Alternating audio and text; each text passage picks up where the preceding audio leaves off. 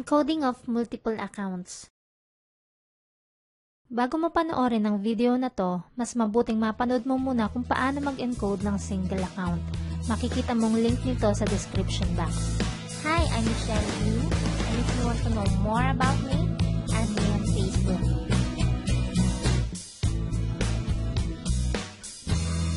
Encoding ng single account, example 1. Sa lahat ng encoding, ito ang pinaka-basic. Kaya importanteng mapanood mo muna ito bago ka matutong mag-encode ng multiple accounts. Kung napanood mo na yan, mag-start na tayo mag-encode ng multiple accounts. Type www.allianceinmotion.com at mag-login sa sarili mong webpage. Kung ang member mo ang magdadagdag ng multiple accounts at ikaw ang mag-encode nito bilang upline niya, wag na wag mong kakalimutan na doon ka dapat mag-login sa webpage ng member mo at hindi sa webpage mo. Gamitin nating example ngayon ang webpage ng member ko dahil siya ay magdadagdag ng 2 accounts at ako ang mag-encode nito.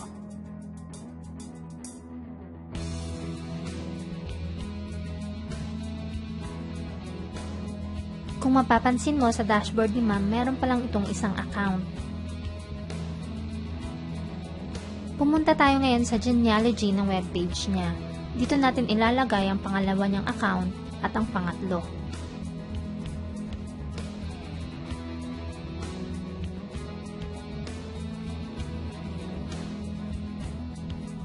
I-encode na natin ngayon ang second account niya dito sa left. Ang ID number ng first account ni ma'am ang gagamitin natin para sa sponsor at upline ID. I-click na natin ngayon ang register multiple dito sa gawing kaliwa.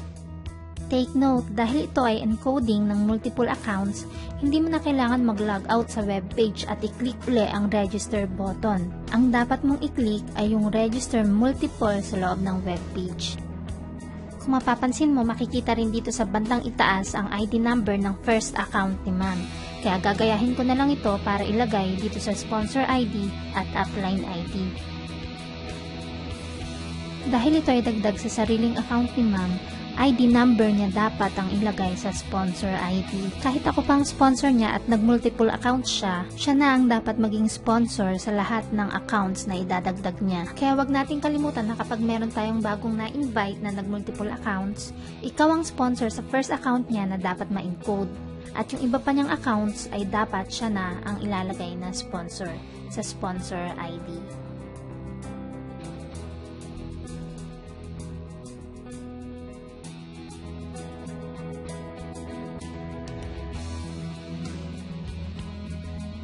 Huwag kalimutang i-double check muna ang lahat ng information na inilagay bago i-click ang register button. Pagkatapos natin ma-encode ang second account, ganito na ang updated dashboard niya. Pumasok na rin agad sa first account ang 500 pesos direct referral bonus. Heto naman ang updated genealogy niya. Ngayon, i-encode na natin ang pangatlong account dito sa right leg. Click again register multiple.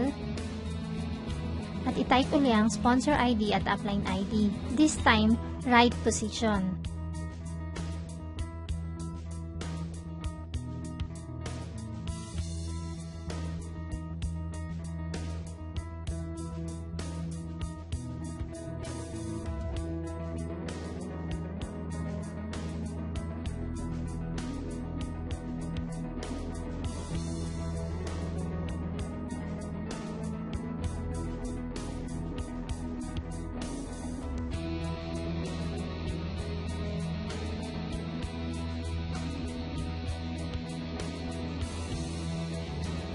Sa tuwing mag-encode tayo, merong lalabas na message na tulad nito para i-confirm kung tama ba ang name ng sponsor at upline na naka-indicate dito, pati na rin ang position. Kung tama naman lahat, i-click mo lang ang yes. Kung meron namang mali, i-click mo lang ang no at balikan ng placement information na tinype mo kanina. Heto na ang updated dashboard ng member natin. Meron na itong 3 accounts, so ibig sabihin, siya ay 3 multiple accounts na at pumasok na rin agad ang kinita niyang 2,500 pesos dahil sa direct referral bonus at pairing bonus.